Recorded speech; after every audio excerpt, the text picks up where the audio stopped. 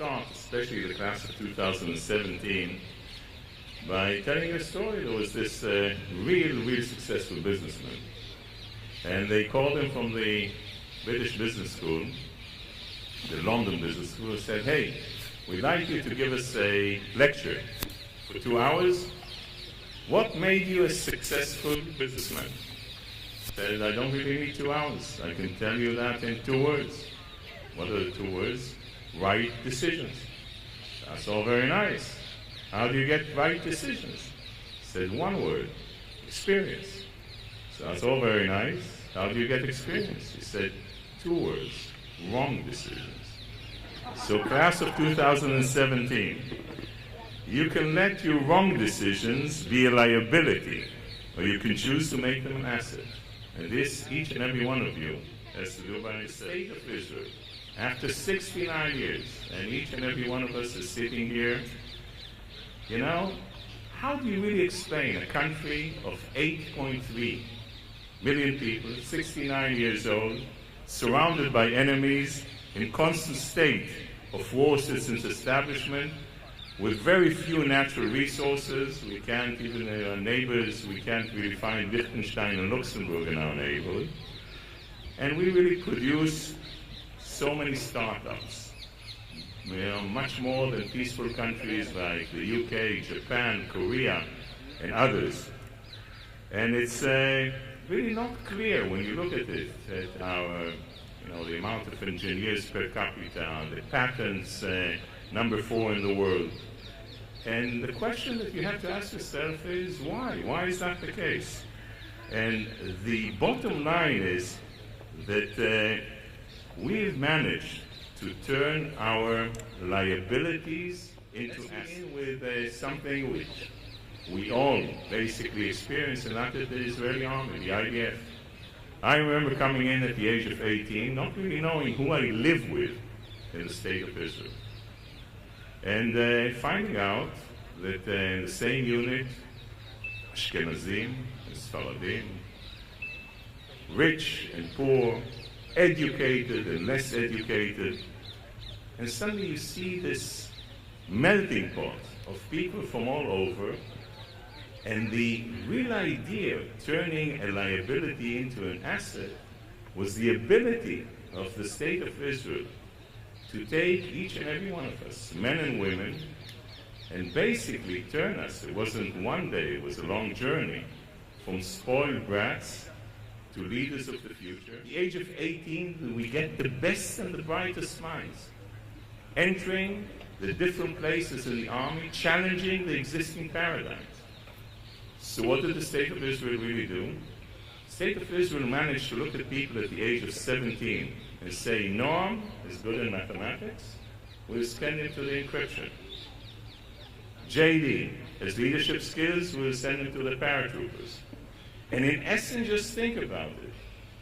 Every year, we position the best and the brightest men and women that basically challenge the existing paradigms in every field. So no big surprise. No big surprise that you're able to basically go beyond the boundaries. Iron Dome, all the technology that you see all around is cyber, in computers, firewalls, that spin-offs then to companies like Checkpoint. But in essence, it comes from using a liability and turning it into an end of the day. It's seizing opportunities. This is the essence of entrepreneurship. The ability to see beyond the way things are and realize how things could be and should be. In fact, Israel had no choice but to innovate and initiate. And I saw that when I headed Israel's Foreign Service. Basically, and I mentioned Africa as an example, use our assets, use the entrepreneurship for development to countries all over the world, and in essence, a small investment to your language can really go and bring us to high yield. And we see a lot of entrepreneurship in Israel, which is part and parcel of society. You see that in youth movements, in society and education, in high-tech and economy. But, and this is the most important thing, don't get confused. It's not only innovation, entrepreneurship. What is the difference? What is the difference between innovation and entrepreneurship? Well, innovation is something that gives rise to an idea. But it is the entrepreneurship that turns it into reality. Israeli entrepreneurs, like the state of Israel itself, see the opportunity hidden in every liability and the possibility in every challenge. Back to 2011, I became Israel's permanent representative to the United Nations. Well, there's nothing more temporary than a permanent representative. And when you look at the establishment of the State of Israel, you see the immigration waves. And what, again, turning our liabilities into assets. Immigration waves from Russia, from Ethiopia. Look at what we did. So basically took, with all the problems that were entailed with it, it wasn't a rosy story, but basically harnessed the talents that they came with. And that integration process, like I said, wasn't easy. But what did we have? Let's look at examples. You can ask Kyra Radinsky. I don't know if you know her story, who made Aliyah from the Ukraine when she was 4 years old. She utilized her superb math skills, sold her company to eBay, and is now teaching the world how big data can predict the future. And she also has a black belt in karate, so watch out. You can ask Meir Adoni, whose family immigrated from Morocco. He learned how to cook from his mother and his grandmother, is now Israel's leading chefs, opening his first restaurant in New York, serving Americans with the flavors of Israeli, Moroccan-oriented food. I didn't have a chance to visit his restaurant, but don't worry, I will. And you can ask Pnina Tamano Shata, who came to Israel from Ethiopia at the age of 3. She first became a lawyer. It's okay, I have too many lawyers in this country, but let it pass. And a journalist, and later she was elected to the Knesset, where she served as the deputy speaker. Now, the state of Israel is a living proof to that. Basically, you don't even have to say an American dream. This is the Israeli dream. Empower your people.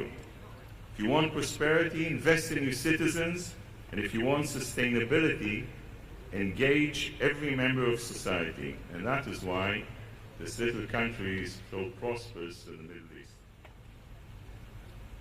The other thing, and I know that you probably say, how is he going to turn this around and tell us that chutzpah is also part of Israel's innovation? Well, it is. Let's begin with a chutzpah, and I checked this story of Henry Kissinger, when he was Secretary of State after the Yom Kippur War. After the Yom Kippur War, he pressed us to do different concessions in the shuttle diplomacy that he led. And people were very angry here in Israel for Henry really pressing Israel.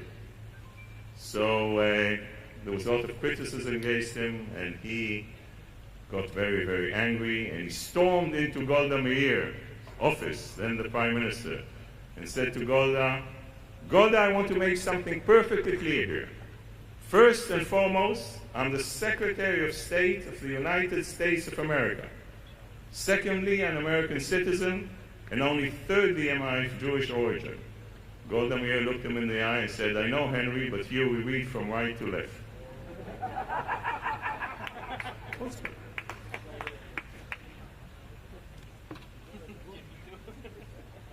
And the chutzpah is for someone who basically asks himself, why should all those hard disks be so big?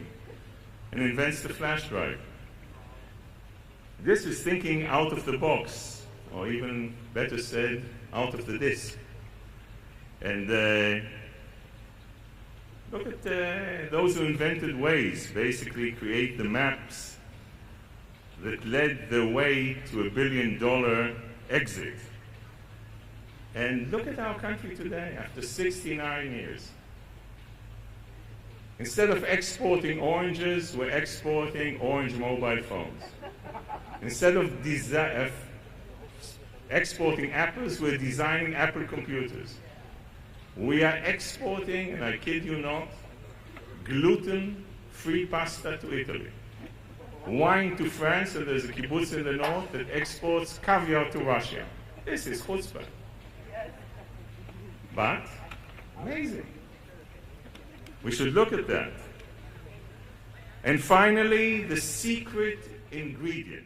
Well, the secret weapon is the Jewish mother. She was the one that always knew that her son or daughter is basically a genius. The world has not really found that out. And Ingele, if you fail, try again. The world will know what I know from birth, that you're a genius. And that, I'm sorry for the men around here, but our contribution is basically to say, yes, dear. But that is really the secret weapon. What does it mean? To give the confidence for someone to try again. Because failure, that's a badge of honor, if you really know what to do with it. And I really want to use this opportunity and to thank the Jewish mother. So please give the Jewish mother a clap. Please turn your liabilities into assets in your professional life as well as in your personal life. The things that you're scared of the most, those are the first things that you should do. The areas that challenge you the most are the first ones you have to encounter. And the boundaries that limit you are the first ones that you have to push. Know the difference between knowledge and information. Information is just one click away by Google. But knowledge is the roadmap between taking this information and achieving your goals. An idea is not good enough. Not good enough. You must understand that that part is the implementation, that's the important part. And this is a stage that requires tenacity and hard work, group thinking, the capability to function under pressure, and the ability to overcome failure. And you can take my word for it. Class of 2017, be proud. Be proud of the state of Israel, the nation state of the Jewish people. Be proud of this esteemed institution, the IDC, and be proud of who you are and where you came from. And as for the state of Israel, it has many challenges and liabilities that need to be turned into assets today. In the coming decade, Israel will face huge demographic challenges. It will have to compete in a world that continues to become flatter by the minute. And it will have to fight those who seek to destroy it, be it with a sword, or the pen, or bombs, or boycotts. We have the desire, the ability, the wisdom, and the tenacity to defeat all of them. We need you. We need all of you behind us, next to us, and slowly but surely in front of us, leading the way. Thank you very, very much.